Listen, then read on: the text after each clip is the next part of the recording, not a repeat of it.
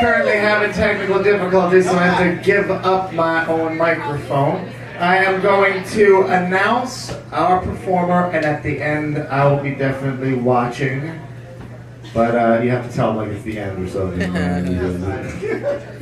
Okay, give it up for Professor, and this is a great, I've seen this act before. Give it up for Professor Sissy Lover.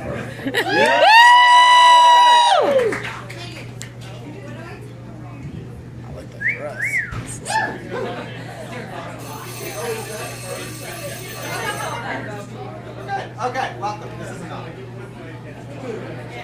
Now it is. Just for dramatic effect, because we all missed it. I don't want you to miss it.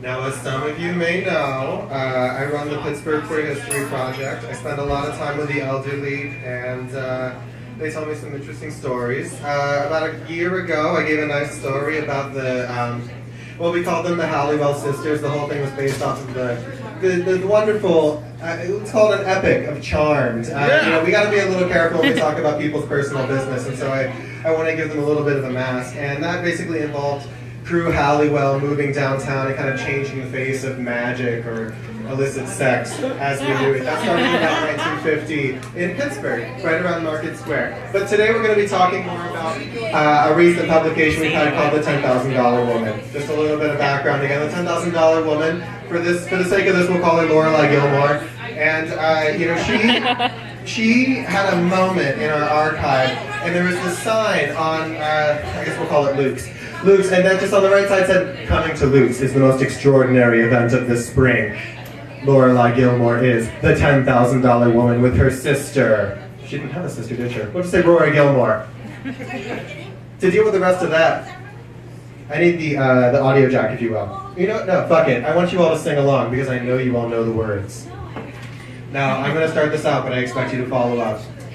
Where you lead, I will follow anywhere. Looking at you, Lori. Yes, you tell me to. If you lead, you need me to be with you. I will follow where you lead. Skip 10 seconds. Where you lead, I will follow. Well, anyway, Lorelei Gilmore hails from the Gilmore estate in Connecticut, and after she is banished from the wicked Emily and Richard Gilmore, she finds her way downtown to the sleepy area of Stars Hollow and discovers what she would call a different kind of magic, small town charm, where the rest of the witches are wearing plaid and chinos, and she gets to see how the other half lives, wearing talismans like parking tickets, where the evil tailor lurks in the corners, acting as the vice police, lending each other cups of sugar, spice, and everything nice. And she meets a wonderful sorceress named Mia at the Independence Inn, a coven run by witches named Suki, Michelle, and the Midnight Queen Tobin. Gives great gift baskets, I hear, but you don't. This is all true! Anyway, Tobin and Lorelei take a nice stroll downtown looking for a hot meal, and Tobin says to Lorelei, "You don't look like any Lorelei I've ever seen." With her happy-go-lucky hospitality, she brings her way into single motherhood, double boil, and trouble with teens, until finally Snow Queen's waiting outside the snow in Luke's diner waiting for a hot meal. Lorelei discovers a family of her own and eventually is led by Brian White to, well, yeah, we're going to keep calling it Luke's. It had to be torn down. It's actually in East Liberty. It was torn down to build the East Busway and replaced by a giant eagle, where I hear you can still get a good cup of sugar in the parking lot. If you would please, this is all just leading up to a fun little number by Carol Burnett. I just need the audio jack real quick. Thank you. But in the meanwhile, as I get this ready, we're just going to tell another little story. The $10,000 Woman is a real woman. There will be a publication in Transgender Studies Quarterly coming out from the Pittsburgh Queer History Project, where you will learn the actual story of how the Lorelei got her start, how the Lorelei moved to Sleepy Hollow, and how Sleepy Hollow got significantly less sleepy. It's about prostitution! Yeah! Prostitution! Oh! Ow!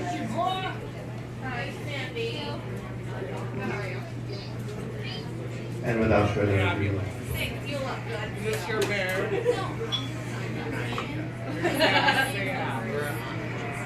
That's all right.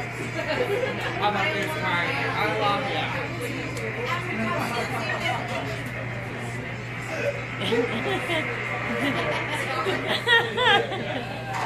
Before I was born, a lot of things happened. A lot of things happened, but not to me. Before I was born, a lot of things happened that I didn't happen to see. And after I'm gone, a lot of things will happen. A lot of things will happen. Oh, my man.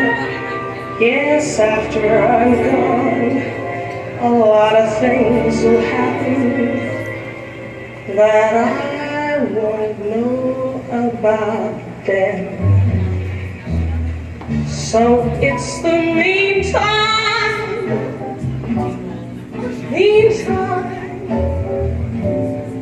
all they gave me is that in between time for my loving and my living.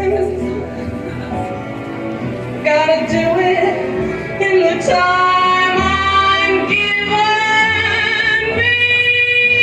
Meantime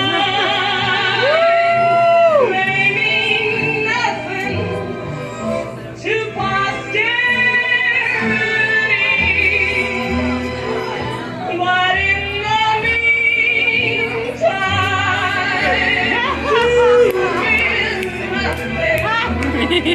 sure is a worry.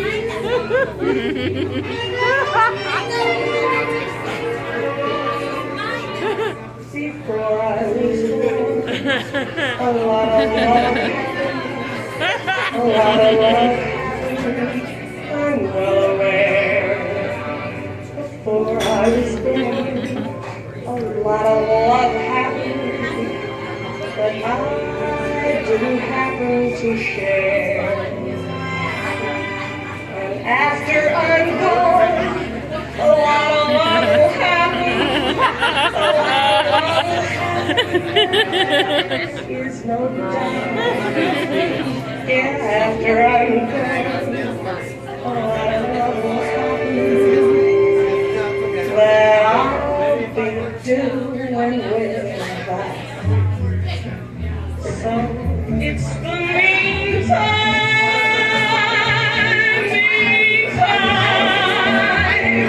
All they gave me is that in between time for my loving and my living.